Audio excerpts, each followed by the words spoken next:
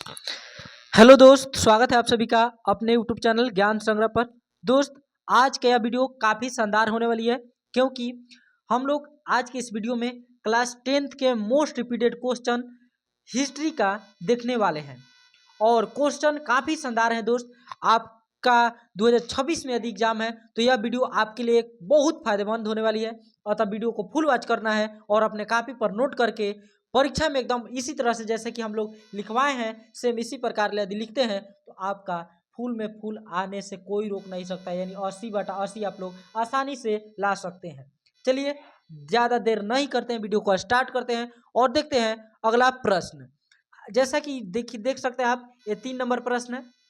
3 number प्रश्न है और इससे पिछले वाले वीडियो में हम लोगों ने चैप्टर वन का पहला और दूसरा क्वेश्चन देख चुके हैं, राष्ट्रवाद क्या है, और इसके अलावा और एक क्वेश्चन देखे थे। तो आज के इस वीडियो में हम लोग 3 से आगे बढ़ेंगे और यदि आपने पिछले वाला वीडियो नहीं देखा है तो उसे जा करके देख लीजिए, क्योंकि यदि वह आ गया तो दोस्त बहुत पछतावा हो सकता है।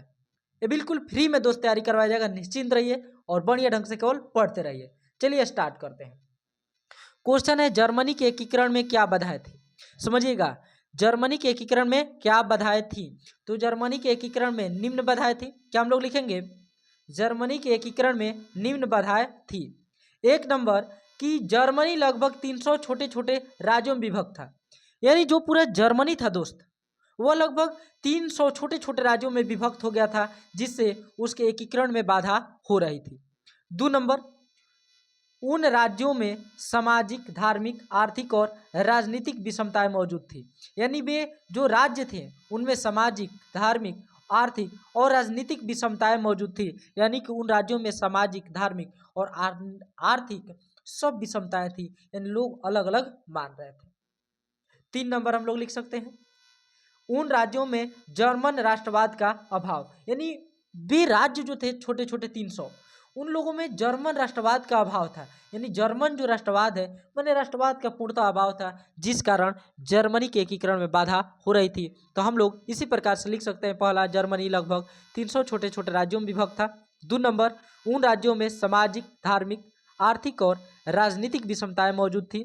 3 नंबर हम लोग लिख सकते हैं, उन राज्यों में जर्मन राष्ट्रवाद का अभाव था। यदि इस तरीका से दोस्त लिख कर आते हैं तो आपका 80/80 से कोई रोक नहीं सकता है। चलिए नेक्स्ट प्रश्न देखते हैं। दोस्त नेक्स्ट प्रश्न है, यूरोपीय इतिहास में घेटो का क्या अर्थ है? घेटो का क्या अर्थ है? तो दोस्त घेटो का प्रयोग जो है यहूदी बस्ती के लिए किया जाता था। यानी कि दोस्त घेटो शब्द कुछ नहीं है, इसका प्रयोग यहूदी बस्ती के लिए किया जाता था। तो हम लोग लिखेंगे, यूरोपीय इतिहास में घेटो का प्रयोग मध्यकालीन यूरोपीय देशों में यहूदी बस्ती के लिए किया जाता था। किस लिए किया जाता था? तो यहूदी बस्ती के लिए किया जाता था। पैराग्राफ चेंज करके, परंतु वर्तमान संदर्भ में यह धर्म, प्रजाति एवं समान पहचान दर्शाने वाले भाव को इंगित करता है।